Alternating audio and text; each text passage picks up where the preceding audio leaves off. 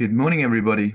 We are now beginning the webinar about tender business model strategy and innovation.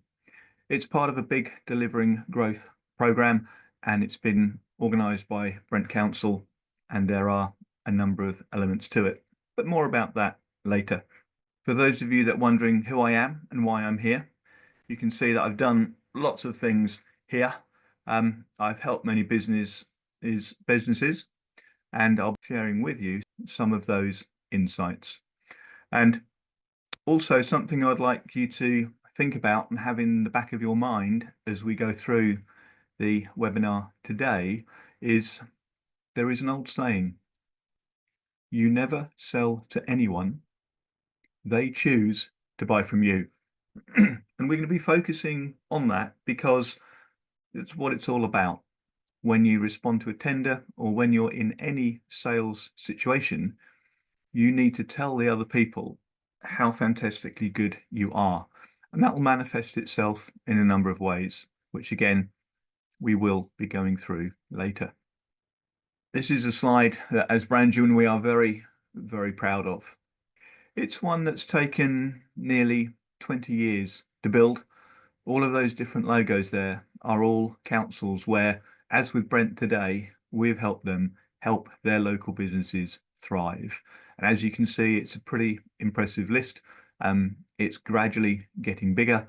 And as I say, it's one we're very proud of because it's a culmination of a huge amount of effort, which is constantly ongoing. So today's agenda, a short introduction, some of which I've done. Then we'll be talking about the framework. What is it that is the business model that we think you should take away and use strategically? And then we'll spend probably half the time actually going through what does it mean? What do I put in each box? How do I figure this out so that your tender response is a winning one? Because all too often, tenders get put on the no pile. And I'm sure lots of you have been in hiring situations where you're hiring new employees and you look at CVs and it's a very quick process and you say, yes, no, maybe. And procurement and tendering runs along very similar lines. So the procurement officer will see your tender response and he'll make up his mind really quite quickly, or her mind quite quickly, no and maybe. So the job of your tender response is absolutely to get you on the maybe pile, because those who go onto the maybe pile are the ones that get further consideration. So that's the sort of half an hour in the middle. Then there's a summary, tell you about where we have online tools available to you and how you can carry on from here after this webinar.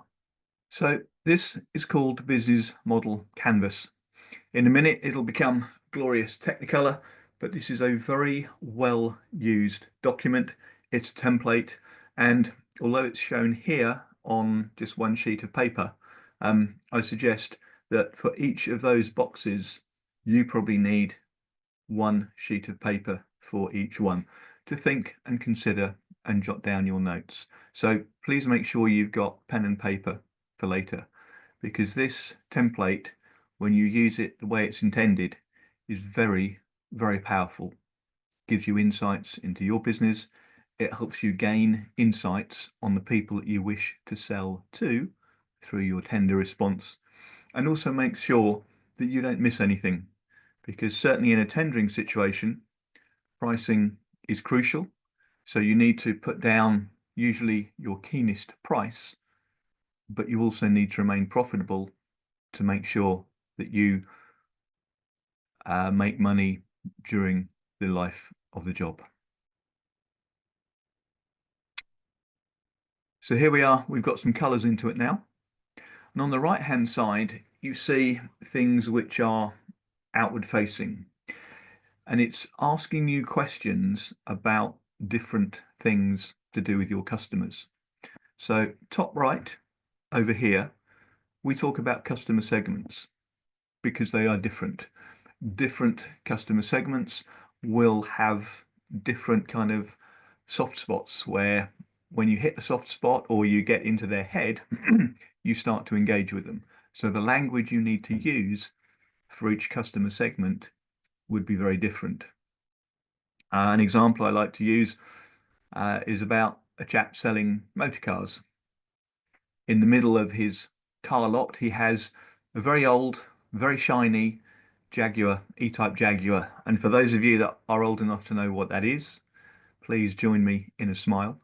And for those of you who don't, it's a car that was always very highly polished, beautifully looked after, and it was a two-seater sports car that would use huge amounts of fuel.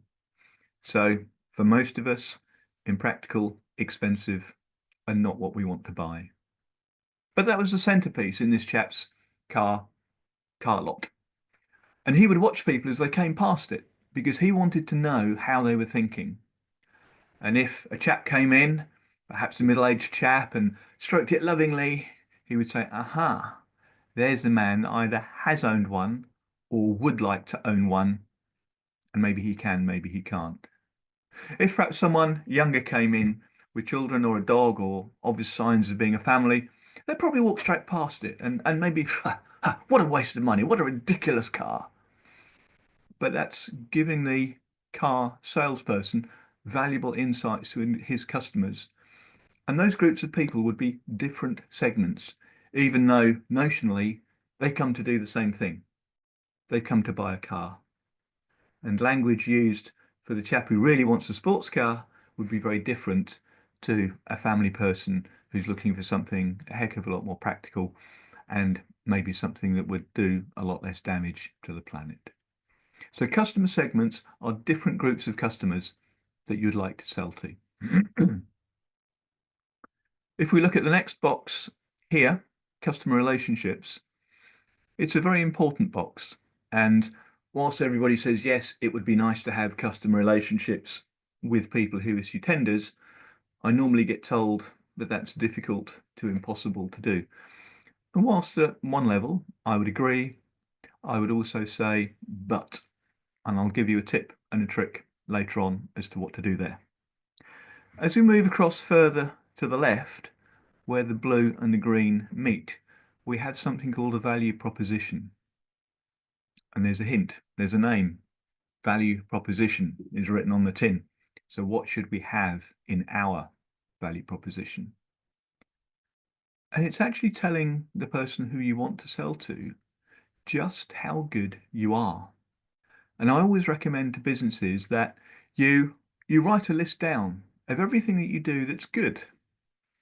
And it's probably going to be a very long list because there's not many businesses I know that deliberately choose to do things that are not good. But where it falls down is that they forget to tell people. They forget to write down just how good they are in the tender document. And if we go back to first principles for a minute, let's think about the process we're trying to engage in. Let's pretend I'm Charlie, the man, the person from the council, and I've sent all of you guys here on the webinar a tender. You think hard, you reply, you hopefully do a good job because you've been here through this Brent program. But the question I want you to consider is, how much do I, the procurement chap at the council, know about you and your business before I open your tender response? So if you'd like to put some answers in the chat, how much do you think I know about you and your business before I open your tender response? So yes, the answer is probably nothing. Absolutely nothing. So well done. Yes, good. Well done. Thank you for those of you that answered. You are bang on. I am likely to know absolutely nothing about your business. And what's going to be really hard for you as business owners is to think about the things you do routinely, day in, day out, because they're good, because they work. And what I'd really, really like you to do after this event is to have a piece of paper, real paper or electronic paper with a keyboard on it, and just write down a list of good things that you do? Do you turn up on time? Do your people wear logoed clothing so they can be easily recognized? Do you have transport? What do you do every day that is good? Because the value proposition will take that list of good things and will talk about them to the one person in your customer segment, the person who sent you the tender, in a way that they will understand and they will get excited. So if we move further over to the left, this blue part here across to here is about your business, and the top part is what I think of as feasibility. Can you deliver what you've promised? Very, very serious question. Have you thought about everything? So we'll be covering that as well. So who are your key partners? Might be people who supply to you. It'll be obvious to you, I think, who your key partners are, but some of them will be less obvious. You will have key resources. This could be buildings, it could be laptops with specialist software on, it could be all sorts of things, but it's usually things that get used in the delivery of your product or service. So it could be machinery if you're in manufacturing. And at the top, key activities. So normally there's a concept of a start. Okay, someone fires the starting pistol, we're off. And you will be doing specific things to complete the work on the tender. Have you got a full list of what those activities are? Do you know who the people are that will be doing those activities? Subcontractors, you might consider are key partners, or you might consider them key resources. And it's not that important which box you put them in, but what is massively important is that you know who they are, what they're doing, and how much everything is going to cost. Because when you get to the bottom and you calculate, okay, this is how much it's going to cost me to provide the service, you add some money on and you make a profit. And actually, the person who you are tendering to should be very happy that you're making a profit, because there is nothing worse than somebody entering into a long-term supply project as a result of a tender, and if things go bad and the tenderer didn't calculate their costs correctly, it won't make a profit. The worst thing that can happen is the tenderer goes bust. Factory gone, jobs gone, and whoever's doing the tendering, possibly the council, are left in the lurch with a half-done job where someone else needs to pick up the pieces. So make sure that you make enough money for you to thrive as a result of getting the tender. So if we move on and we look at this from a slightly different angle, what we see first of all is a redraw of that business model canvas here with all the different boxes on it. We've understood that this side is about desirability. It's about your outbound communication to the people that you want to sell to. We understand here that this is a feasibility piece. Am I absolutely 100% sure I know what this is going to cost me to provide? And when you know that, you add a profit on, you are a viable business. Easy peasy so far, maybe. So let's add a few other things and discuss those, because very often nowadays people talk about the 5 lenses, and we see 4 of them here. Desirable. If the person you're responding to doesn't get it and they don't understand how good you are because perhaps you haven't told them, it's not going to work. They don't understand. They haven't realized how fantastically good you are. They haven't realized what benefits you will deliver to them. So it's a shame. If you haven't discovered the feasibility, if you haven't thought through how you're going to do it, again, it's not going to work. And there have been some very high profile cases where typically building contractors have issued tenders and responded, and they've gone bust. Price of materials has gone up. They didn't think about that when they were in the planning stages and doing their feasibility studies, and they went bust. So, yeah, not viable. But also, we need to be one jump ahead. We cannot always sell the same old thing because businesses change, their needs change. And if we can be one step ahead all of the time, if we can be offering something that's perhaps slightly better, or we've thought about a new benefit that perhaps wasn't there before because you're working differently. But as we change and adapt and meet the changing needs of the businesses that we are responding to, then again, they will see that as exciting. They will understand that you understand the problems they have. And now something which is happening a whole lot more in this day and age is, yes, but I hear you might be able to do this for me, but what are your green credentials like? Do you give a damn about the people who are in your community?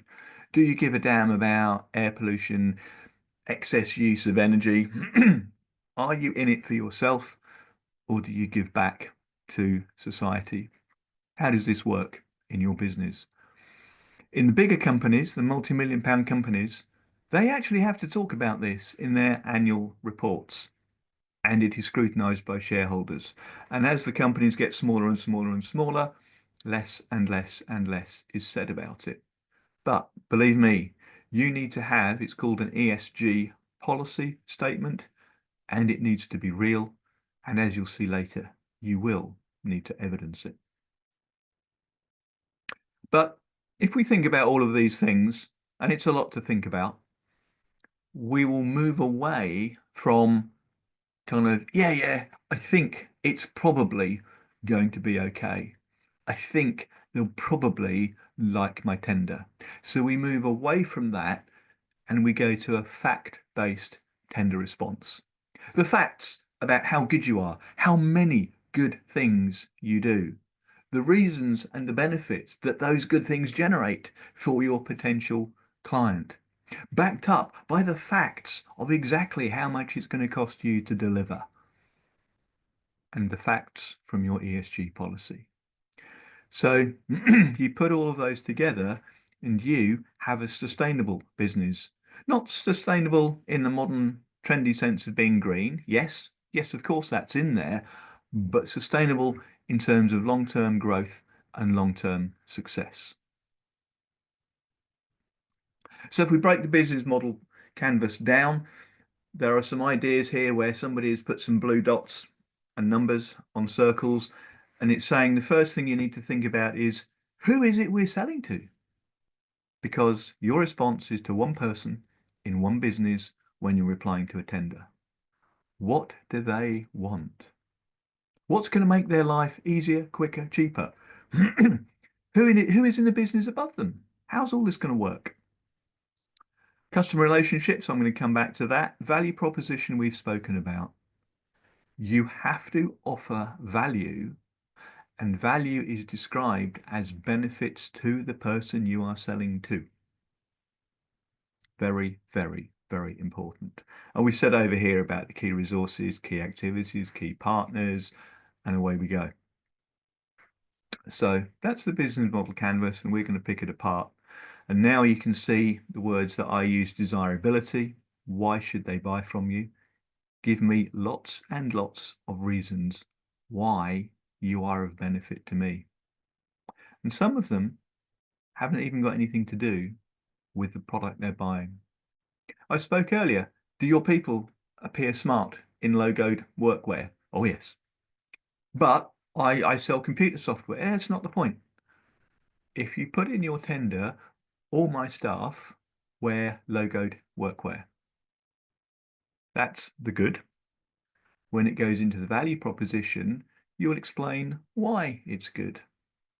So that means that when they are on your site, they are instantly recognizable and you know it's not a stranger wandering around. Ah, okay. Now I see why. Because very few people make anything of the fact that they wear logoed uniform. But it's there for a reason. You've chosen to give it to your staff for a reason. Write it down. It's one of your good things. Feasibility. Yep. Can I do it? Can I honour my promise?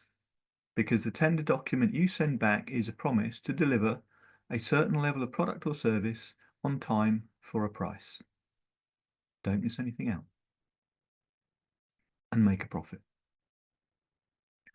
And the last bullet here on the value proposition is trying to reinforce that your customer wants something. What you provide is slightly different. And I think one way of describing this is nobody wants to buy a drill. What they want is a hole.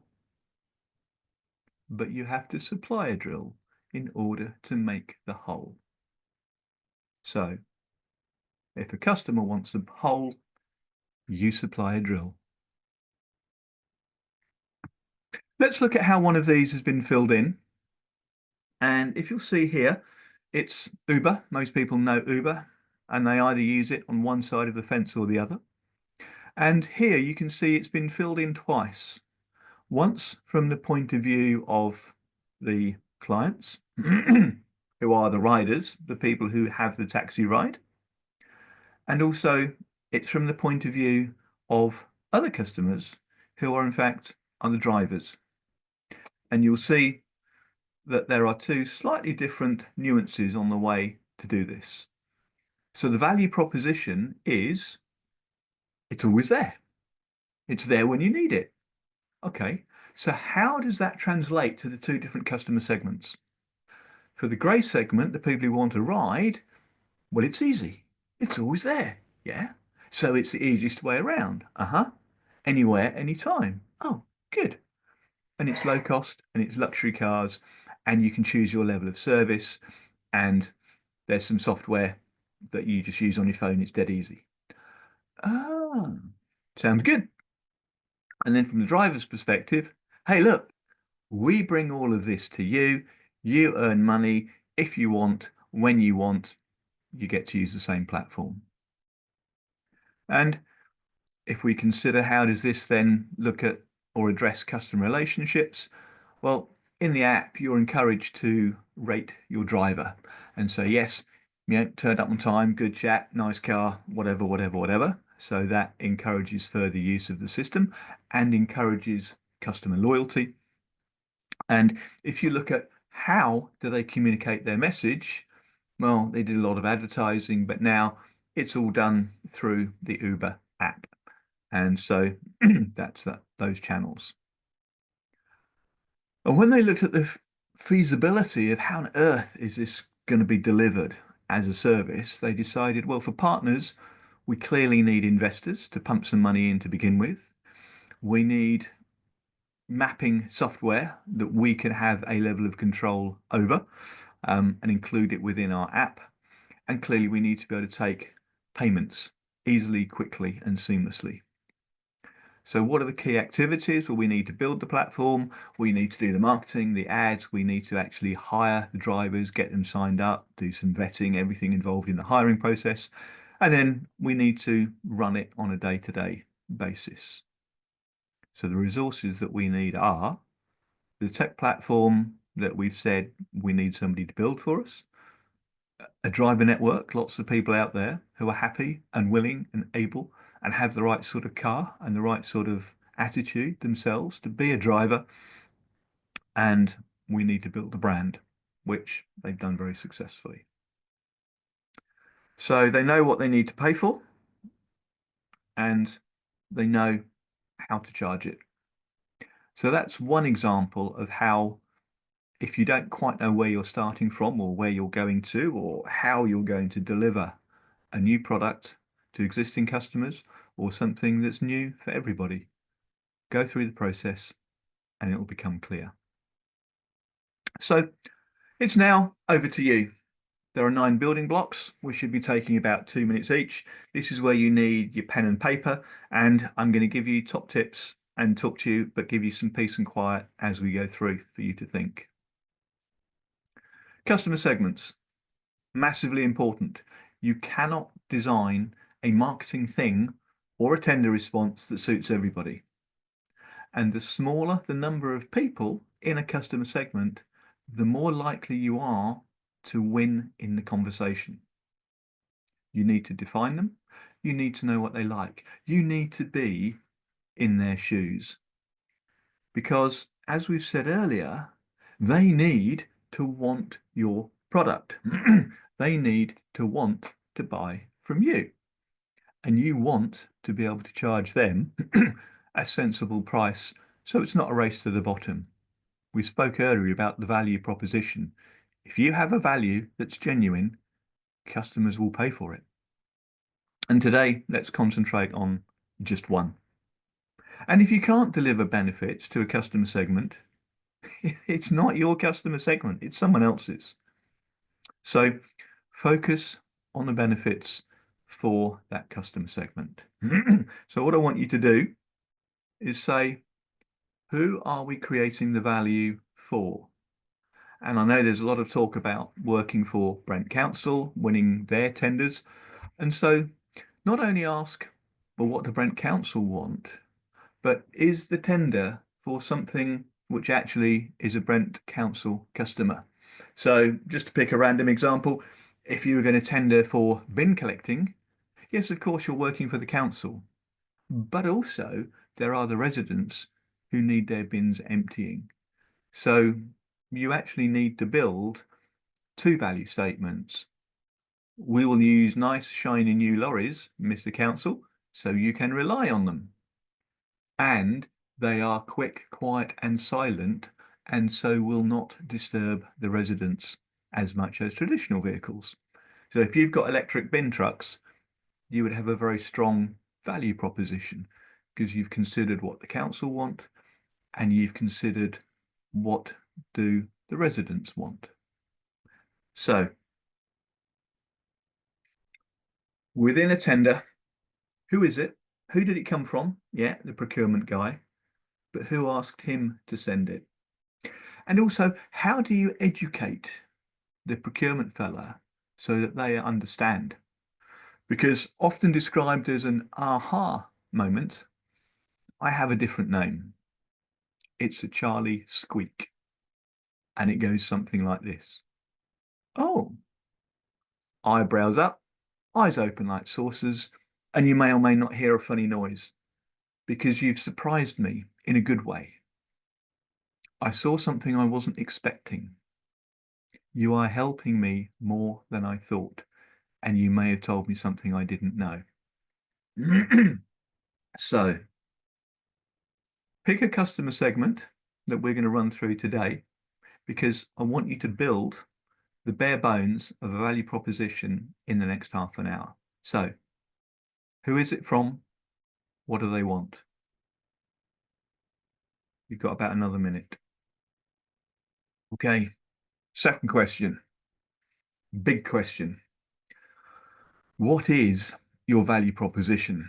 And as I've said earlier, it's an encapsulation of all the good things that you do. And for each good thing on your list, you have a so what answer. So if somebody says, as per the screen, oh, we've got the latest, greatest widget. Yeah. So what? Does that make it more expensive? Does that make it better? Is it a leap forward in technology that will make life easier for me? So don't just state the bare fact of what it is you do that's good. Explain to me, the person who's going to read your tender, why it's good.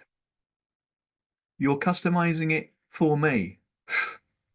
Could be risky. That means it's the only one of its kind. I'm slightly concerned. Whereas if you say that we have listened to everything that you have written in your tender document and we will build a bespoke solution that meets your needs 100%, oh, good. Eyebrows went up, little squeak happened, good. So for everything you do that's good, answer the so what question. So pick top 10. What is it you can do for this customer that you thought of in the last slide, what can you do for them in terms of benefits? How will you make their life easier, better, cheaper, faster, whatever it might be? What can you do that they will recognize as a benefit? And remember, it's also the small things. Our people wear logoed workwear, so they are instantly recognizable on your site. Our home carers come in sign-written vans so that the people who are being cared for can recognize them from a distance. So everything that you do during your working day is probably a good thing. Just tell them why.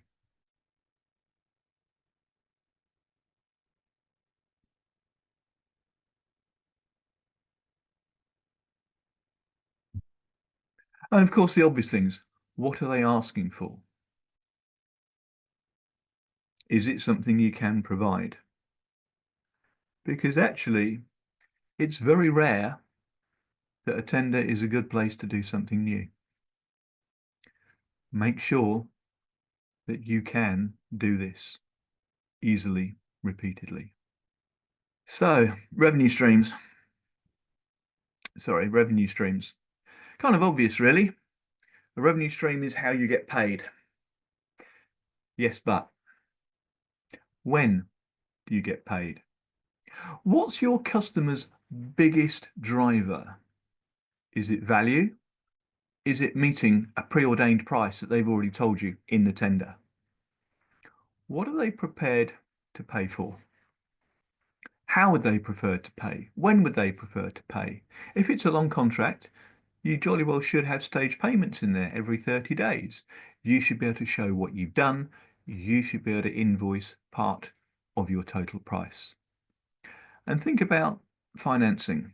Think about everything you need to do with a revenue stream. And also think about, can they actually afford to employ me? Can I do it for the price I think they want? Or can I name my price and can I explain my values?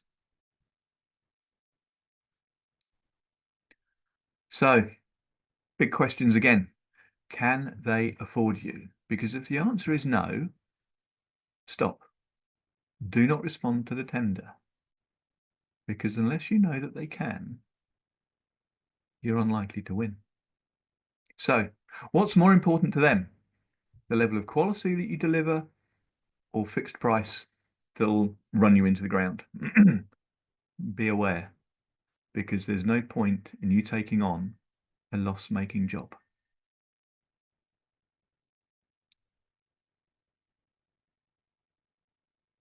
So, a channel. A channel is simply a way of delivering your message. So with a tender situation, it's normally very clear and it's normally laid down and there are very, very specific instructions which you have to follow. But if we move slightly further away from the tender situation, there can be lots of other ways of delivering messages. But again, think about your customer segments, because every piece of work you do today to generate a tender response will stand you in good stead for any marketing or sales communications. And the most common channels people talk about are, well, we have our own salespeople, or we have our own website, we have our own shop, online or otherwise. And of course, here we're talking about the tender response. And the tender response is actually one of the most difficult channels because it's one way, because it's written down. You cannot see how Charlie, the procurement officer, reacts to what I've seen. You can't see if I'm teetering on putting on the no pile. You can't see if I'm squeaking. So what you write down has to be very, very well thought through and get someone else to read it and ask them, does it make sense? Would you buy from me? Even if they know nothing about you, because that's probably what the procurement person knows. So get someone else to read it. The good news is those in owned channels are normally generating higher margins, but because you own them, they can be more costly to use. And indirect channels generally have a lower margin, but they are generally considered to be more stable, easier to keep going. So things like wholesale distribution, lots of repeat business. Retail, well, that's slightly different, but franchising, licensing, it's all ways of typically getting repeat business. But there are lower margins, usually because the costs are lower, so the costs can be covered more easily. Um, and also, if you want to franchise something or grow something very quickly, these are typically good routes. But today, we're talking about the tender response, and your channel is your keyboard or your pen, and it's your response. When we're talking about other customer segments, how do we reach them? How do we get in front of them? What do we say to them to hook them? Which ones are most cost efficient? And that's typically something you find out through experience. You try it. If it works, it's good. You make a note of it. If it works less well, you make a note of it, but probably don't do it again. So a tender. A tender is the channel. One shot. Do you get on the maybe pile or do you get on the no pile? So moving on to customer relationships. Everyone has told me it's really hard, Charlie. You can't just bring up the person who's issued the tender. Very often you're prohibited from any type of individual conversation with them. You reply to tenders at brentcouncil.co.uk or .org or whatever it might be. And they reply to you. They might copy your question and your reply to everyone else. And that's not a relationship building exercise at all. But consider this. What if you've won the job? What do you do then? Because these relationships are something you need. You need to build them to gain repeat business. They need to know who you are. They need to remember who you are and remember how good they are. Because after the tender is issued, if you're fortunate enough to win it, what if you were to ring them back? Not the person you're working with in the council, or, if you're doing construction or home care or whatever it is for the council, not the team you're working with, but the person in procurement that actually told you you'd won the job. Because consider this. Let's say, what's an easy one? Construction. I'm going to build something or other for the council. They've tendered it. I've won it. Thank you very much. I've started work, and I'm talking to the people in the building department of the council. If I go back to procurement and I ring up, hello, Charlie, how are you doing? Well, why is this strange man ringing me up? Hasn't said anything yet. That's probably what he's thinking. Charlie, do you remember you were kind enough to grant me the tender for the building of the blah, blah, blah, blah. Yeah, that was about a month ago, I think. What's this? What do they want? Well, I just wanted to ring up and check that everything's going okay. Why are you asking me? I know nothing. I'm the bloke in procurement. You need to speak. Aren't you working with the people in building services? Yes, but. Oh, okay. So you've heard no bad news then? Uh, no, I haven't heard. No, I heard nothing about it at all. Okay. Do you mind if I ring you back in a month's time and just to check everything's still going as planned? Yes. And they'll put the phone down, probably feeling slightly flustered and slightly peculiar. But what's happened during that conversation is this. You've made contact with them, clearly unusual. You've asked them if everything is going well on your job. They didn't know, but they'd heard nothing bad. And you could even ask them, look, can you just put some feelers out for me and I'll call you back in a month's time? Yeah. You've given yourself the right to call them back in a month's time. So you keep putting yourself at top of mind in that procurement person's head. And if you have nice, easy, flowing conversations, you will start to build a relationship. Because guess where the next tender is going to come from? That very same person who now knows you by name and you know him by name or her. And you've probably got their phone number because you're talking to them. So you will be given the next tender for the next job for you to win some more business, guaranteed. But consider this, the phone call that starts the same way. Hi, Charlie, remember me? You were kind enough to give me the tender for the building of the what? Yes. Oh, wow, that didn't sound great. And it's your turn to say, oh, is everything okay?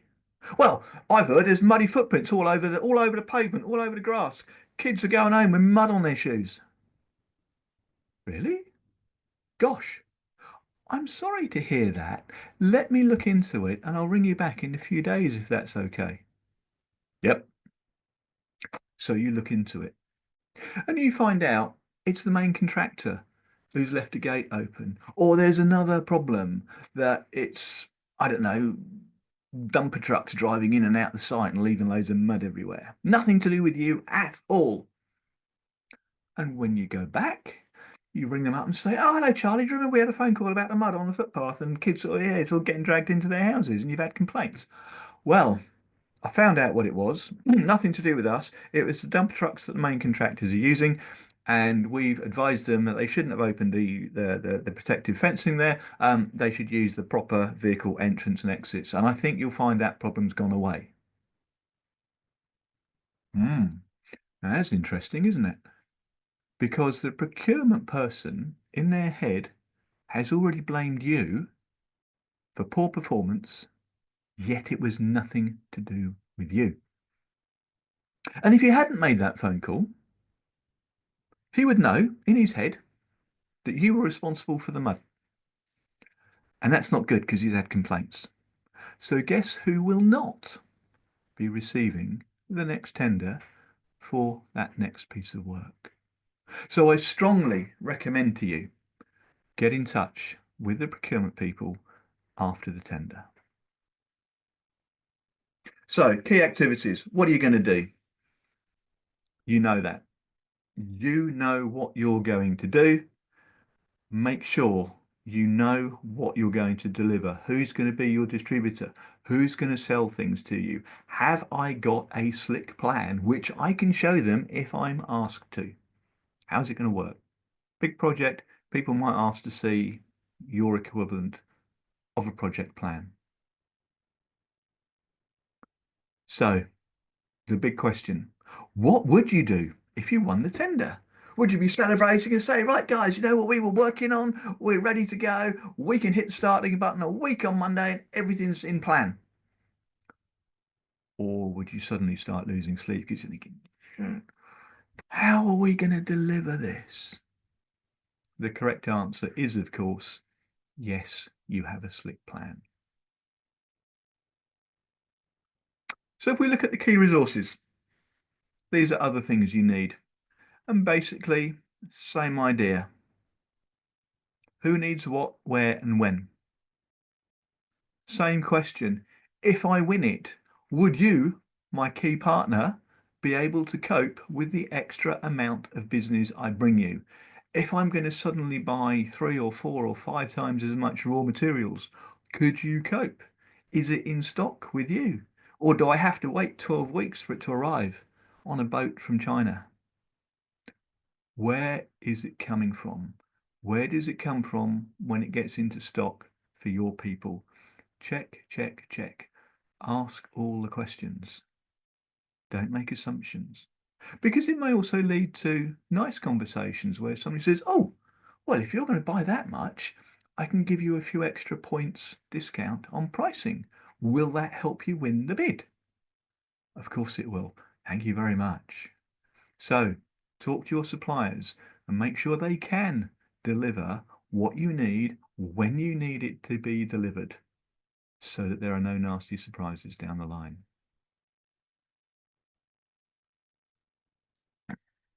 So, partners, they vary depending on who you are and what you need. we've discussed before, suppliers can be partners. It might be people that you use as subcontractors. So it could be at the highest level, a strategic alliance, as we've seen with HS2 running up and down the country. There can be joint ventures, which are quite similar. And there is always a supply chain. In order for you to have something to deliver to your customer, you will have got it from somewhere. They will have got it from somewhere. And if you can trace it back and be secure in your supply chain, that's good.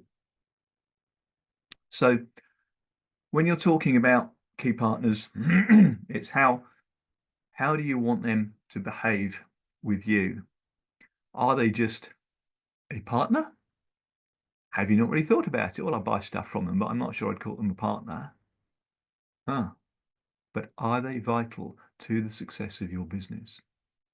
Because if the answer is yes, if you can't second source it somewhere else, they've just become a key partner. Who are they? What do they do? And again, the same fundamental question. If I win it, can they be there for me when I need them? And yes, can they give me a better price if I'm helping their business grow? So the cost structure. Cost structure is just a big long list of everything. What do you need? When do you need it? When do you need to spend the money? Do you need to borrow money? How's it going to happen? And what's the most expensive? Can I talk to the suppliers? Can I ask them for help? What's going to cost me the most? When do I need to pay? And when will I get paid by the council or whoever I'm tending to? And how do I keep control? Can things go up in price? If they go up in price, do I care? Can I ask my suppliers for a fixed cost for the period of this tender supply?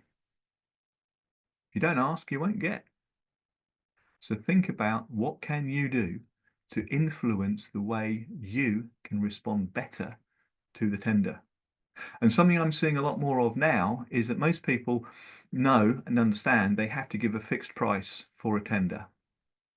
But you can add something to that fixed price. You can add a sentence along the lines of, yes, my full and final price to supply the goods described in my tender response is, insert the number, for a contract starting tomorrow. Should the contract start in April, May, June, September, I reserve the right to review my supply costs. And most people are like, whoa, Charlie, you can't do that. Number one, yes, you can. Number two, you have complied with their request, their demand for a fixed price. And if we rewind to what I was saying at the beginning and what we've spoken about quite a few times during this webinar is, no one wants the contractor to go bust. And if there are things which are genuinely outside of your control, you can go back and negotiate. You might not get everything you want, but think about all the big builders. They went bust because they gave a full and final price, end of. Construction took 2 years. The price of steel went through the roof. The price of concrete went through the roof. The cost of labour went up enormously. And customers went bust. So you've got a half-built block of flats. Who's going to pick that up? What are the on-costs of trying to re-tender the finishing of a block of flats? Doesn't bear thinking about, does it? And if there'd been some common sense and sensibilities on both sides, it could have been so easily avoided. Something we spoke about earlier, ESG. You will be asked about this. What are your social values? What do you contribute back? What do you do in your own business? Basically, do you care? And can you show me that you do? How can you evidence that you have social values? How can you describe to me how that affects the local community, my customers? Can you show me how your suppliers have ESG policies? Or do you just buy from anyone? Do you just is price your only measure? Or do you believe that other people who have good ESG policies, who want to make the world a better place, should be encouraged and should be bought from? And more importantly, what's their ESG policy? Because if you can show that you can support or align yourself with their ESG policy, that's great. But remember, don't say it unless you can evidence it, because these people are good at reading tender responses. And they can sniff something that was written this morning just to impress them, and they'll ask questions. So make sure you can evidence your ESG policy. So we've said we understand how we build the value proposition for the particular customer. We've said we understand how we will effectively communicate that message with a tender response. It's a keyboard usually and an email. We've said we understand how to build ongoing relationships once we've won the tender, and we understand how our value is worth paying for and we can charge good money for it. We understand what we need, who's going to do it, when they're going to do it, if they're going to do it, and how much it will cost. And we know it's going to make money. So it's a strategic view of how you can reply to any tender and make it a winning response. And it's what we do in our one-to-one sessions. I hope you've already heard of them, but if you haven't, make sure you book one in the chat now, because they are immensely valuable and they are tailored to you. So they are confidential one-to-one sessions. They last for an hour each. You'd normally get 2 of them, and they are invaluable. So what I want you to think about today is, what am I going to do having been here? Well, as I've just said, number 1, get yourself booked in to have a one-to-one session. Review what's been said today about the business model canvas and how it works, and think about who you'd like to win a tender from and start building your value proposition. So it's a tool that we can use, you should use, and we'll take you through on the one-to-one session. And by being very careful and clever and thoughtful about the wording of your so what answer that will resonate in the person's head, it will work for any business sector. It's the way to win business. So you're here, you'll notice we're approximately halfway down the dark blue line where it says evaluate your tender business model. And you'll see that on the 18th of March, we want to prepare you for a Meet the Buyer session. The Meet the Buyer session is 2 days later, and it's massively important and massively beneficial because it gives you, as a local SME in Brent, the opportunity to meet with some seriously large buyers who have already given their commitment to buy local. And they need to know who is in their local area, who is going to come up and say, yes, I'd like to work with you. Please tell me how we can do this. And you get the opportunity to have a timetabled 10-minute discussion with the major buyer of your choice. And you can see there's a like a list, a set of icons as who's going to be there. You can see when it's going to happen. So please save the date and time in your diaries, and we will be in touch with you closer to the event, because we want you to succeed and we want to introduce you in a face-to-face meeting with the procurement people from all of these large corporations. So please make sure you sign up and make sure you're there. It's 20th of March and you can see 2 till 6 p.m. So coming back to, well, hang on, how do I prepare myself for that?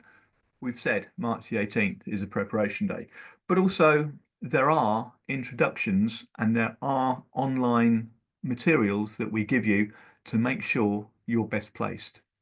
Be a good idea to have a look at them beforehand if you've got the time. and it's on our Branduin YouTube channel. We've mentioned the one-to-one sessions. There's a thing called an action card. It details who you are, it details what you spoke about, the problems you came up with, and the suggested fixes. Very, very valuable one-to-one sessions.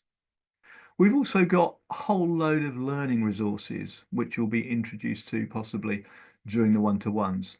They are available to you because you're on the program. So make sure you're there. And a couple of there have been highlighted because sometimes people say, oh, I wish I could get in touch with the council. I've got such a good idea for them. It'll revolutionise the way they do something. Okay. If you want to proactively reach out to somebody in a big corporation, it's called an expression of interest here. And we tell you how to do that. We show you the best way to proactively reach out and say, hey, I appreciate you're busy and you're a person in procurement, but I would like to talk to you because, and you tell them how good you are. And again, we have a template that helps you with that. We have a lot of online materials available for you. So by now, you're probably, what, halfway down here, I think. You must have registered because you're here. If you haven't booked a one-to-one session, that's Tracy's details there. Please make a note and please make sure you do. And you can also put your name into the chat. And if you want to submit an expression of interest, then do so, be proactive. And if you have a tender that comes out, well, submit your winning bid based on this program. So thank you very much for being here.